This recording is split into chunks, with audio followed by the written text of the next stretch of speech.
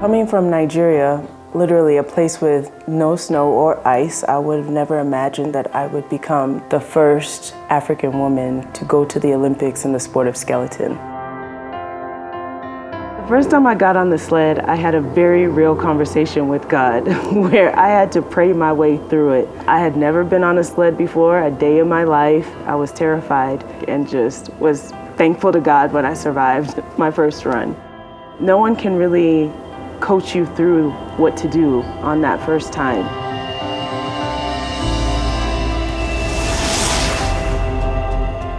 The first Olympics I can remember is the 1996 Olympic Games in Atlanta, and I was about 14 years old at the time, and that was where it all started for me, thinking that that might be possible for me. I grew up playing sports. I used to sprint a lot, but I became really good at the long and triple jump, specifically the triple jump, and that's the event that I originally wanted to go to the Olympics and do.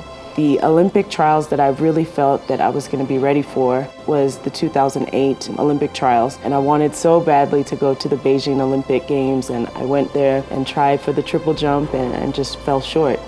It was a huge disappointment. I had spent about a decade training for this one goal, and specifically in the last 2 years before the Olympics, I was training about 6-7 hours a day. So really my life was dedicated fully to making this goal. Immediately after I didn't make the team, I actually had to go to Beijing and support one of my really good friends who did make the team, and she was my training partner. So for 2 years, we worked hand in hand together. We did the same workouts. She actually ended up winning a gold medal. The night that she won her gold medal was a night that I was just really torn up because I was so happy for her, but so devastated at the same time. While she was sleeping and I'm sure just having great dreams from a night of great victory, I just had to go to the bathroom that night and just cry because I didn't want her to feel like I wasn't happy for her. I was very honest with God. I'm using your gifts. You gave me your gifts, and I just don't understand. Through that process, I think I got much closer to God and just allowing Him to just help me through it, allowing His peace, His grace, His comfort, His strength to really see me through. So I just clung on to that hope that there was a future, that there was a plan. It didn't look like the plan that I had, but perhaps it was greater than what I could have imagined. The immediate years after the disappointment, after 2008, I was just keeping my regular workout routine because that was literally all I knew. So I would still be working out 2 to 3 hours a day. When I saw the first article about the Nigerian women's bobsled team, something in my spirit just said, this is for me. But when I got to the team camp, I realized that the team was already in place for bobsled. So at the camp, I was introduced to the sport of skeleton. And that was a sport that I had never considered before at all. You're navigating a track, which is about 1.5 kilometers long, and you lie down on this tray-like thing, and you're going at speeds of up to 120 kilometers an hour on a frozen ice track. So these are speeds faster than your car is going down the highway. You have no seat belt, and your job is to just get across the finish line as quickly as possible.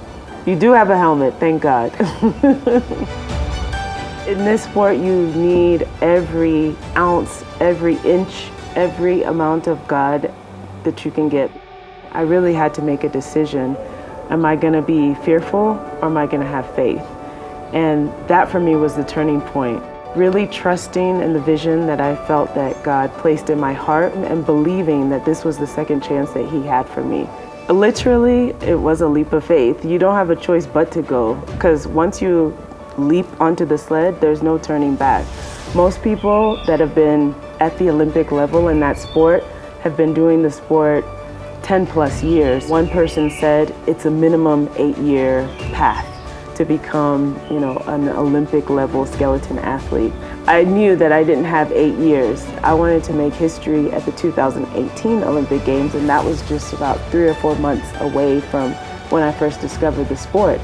How do you make it to the Olympics in just over 100 days? I focused on not the amount of time that I had, but what I needed to do to qualify. And somehow God showed me a way and I was able to do it.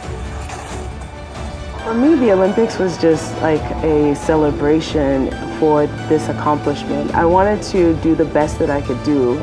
I took the time when I was at the opening ceremonies to just like reflect on the fact that, wow, I am making history, myself and my teammates, as we are marching in this stadium together.